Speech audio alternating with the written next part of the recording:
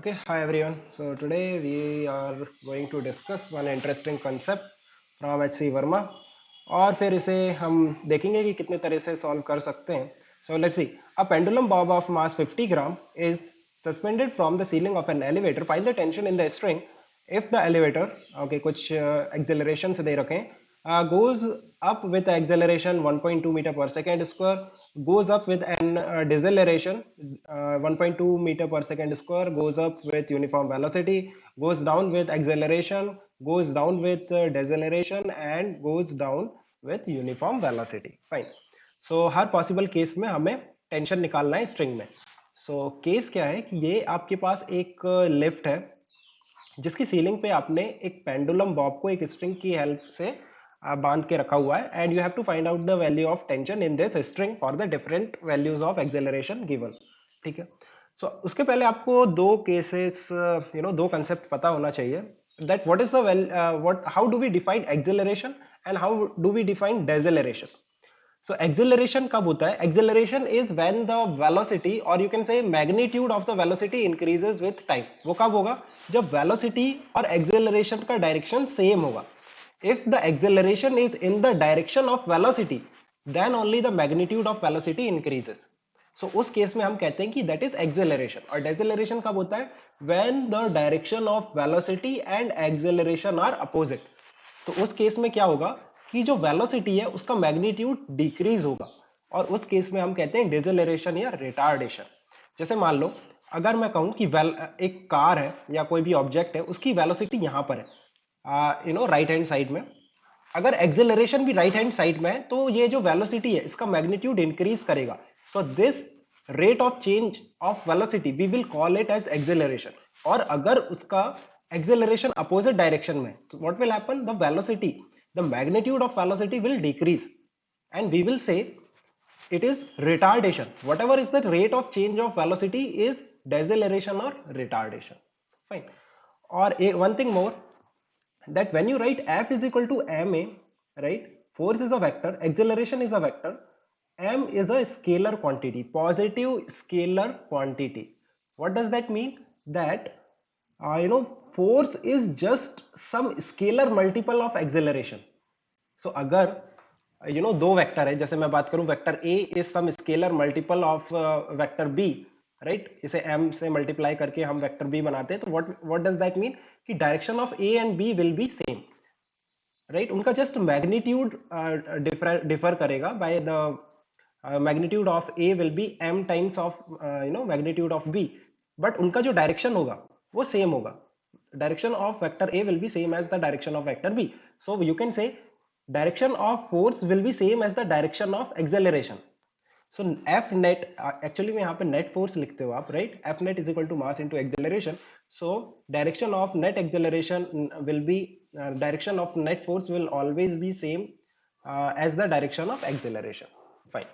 सो ये दो कंसेप्ट है. अब आप कोई भी केस सॉल्व कर सकते हो. जैसे मैं फर्स्ट केस की बात करूं, फर्स्ट केस में क्या हो रहा है कि जो लिफ्ट है वो ऊपर की तरफ मूव कर रही है. Lift is moving up with acceleration. Acceleration मतलब, एक्सेलरेशन का मतलब है कि magnitude of the velocity is increasing. Velocity ऊपर की तरफ है तो एक्सेलरेशन भी in the direction of velocity होगा, राइट. सो जैसे हम फर्स्ट केस की बात करें तो वहां पे देखो आप, वेलोसिटी ऊपर की तरफ है, एक्सेलरेशन ऊपर की तरफ है, right. Now if draw the free body diagram of this bob, pendulum bob, तो इसके ऊपर एक टेंशन फोर्स लग रहा होगा और एक फोर्स लग रहा होगा mg. ये दो ही फोर्स लगते हैं. So if I talk about F net, net force on the Bob, देखो एक्सेलरेशन ऊपर की तरफ है, इसका मतलब नेट फोर्स भी कहां होना चाहिए, ऊपर की तरफ, राइट. और ये जो मैंने फ्री बॉडी डायग्राम बनाई है ये कहां से बनाई है मैंने, ग्राउंड से. I have drawn this free body diagram from ground, क्योंकि मैंने कोई शूडो फोर्स नहीं दिखाया अभी. अगर मैं इसे लिफ्ट के फ्रेम से बनाऊंगा तो शूडो फोर्स दिखाऊंगा, उसकी बात अभी नहीं कर रहा. I am talking about an observer who is drawing the free body diagram from the frame of reference of earth. Inertial frame से बना रहा है वो. सो देखो नेट फोर्स क्या होगा, किस डायरेक्शन में होगा, ऊपर की तरफ, क्योंकि एक्सेलरेशन ऊपर है. सो नेट फोर्स क्या लिखोगे, T minus M G, right, T minus M G net force. ना एक्सेलरेशन की बात करते हैं. सो एक्सेलरेशन क्या होगा, अगर आपने इसे ग्राउंड के फ्रेम से बनाया है तो what ever is the acceleration of the lift same will be the acceleration of the pendulum Bob, क्योंकि पेंडुलम बॉब लिफ्ट के फ्रेम ऑफ रेफरेंस से रेस्ट में। अगर आप लिफ्ट में जाओगे तो आपको पेंडुलम रेस्ट में दिखेगा, तो इसका मतलब जो भी एक्सेलरेशन इस लिफ्ट का है वही एक्सेलरेशन इस पेंडुलम का भी होगा। सो जो एक कांस्टेंट वैल्यू दे रखी है 1.2, राइट, तो उसको हम for the time being a consider करते हैं, ठीक है, ए नॉट कह लो या ए कह लो, अच्छा ए नॉट कह लेते हैं, इससे कंफ्यूजन नहीं होना, ठीक है। So F net is equal to mass into acceleration, अगर आप लिखते हो F net is equal to mass into acceleration, तो देखो T minus M G that will be equal to M into A not, right. So यहां से देखो what is the value of T, T का वैल्यू आप यहाँ पे देखो, टी का वैल्यू आप निकाल सकते हो, टी का वैल्यू कितना आएगा, एम कॉमन निकाल लो, A not plus G, A not कितना है, ए नॉट इज 1.2 और जी कितना है 10 और एम कितना है आपको दे रखा है क्वेश्चन में, तो यहां से टेंशन निकल जाएगा। चलो दूसरे केस की बात करते हैं। दूसरे केस में अगेन इस एक टेबल बना लेते हैं, इसी को कंटिन्यू करेंगे ना इस तरह से। वेलोसिटी, वेलोसिटी देखो वो सेकंड केस आप फिर से रीड करो क्या दे रखा है, गोज अप विथ डेसेलरेशन, अब ऊपर जा रहा है बट डेसेलरेशन है, ऊपर जा रहा है मतलब वेलोसिटी तो ऊपर है, अब डेसेलरेट कर रहा है मतलब एक्सेलरेशन का डायरेक्शन अपोजिट है वेलोसिटी के, then only it can decelerate. So acceleration नीचे है तो एफ नेट क्या होगा, नीचे की तरफ, और एफ नेट नीचे की तरफ क्या लिखोगे, M G minus T, because M G नीचे की तरफ है और टेंशन ऊपर की तरफ है, therefore net force downward will be M G minus T. If you substitute M G minus T is equal to M into A naught, again you will get what, t is equal to m g minus A not, right. So ये tension का value निकल के आ गया।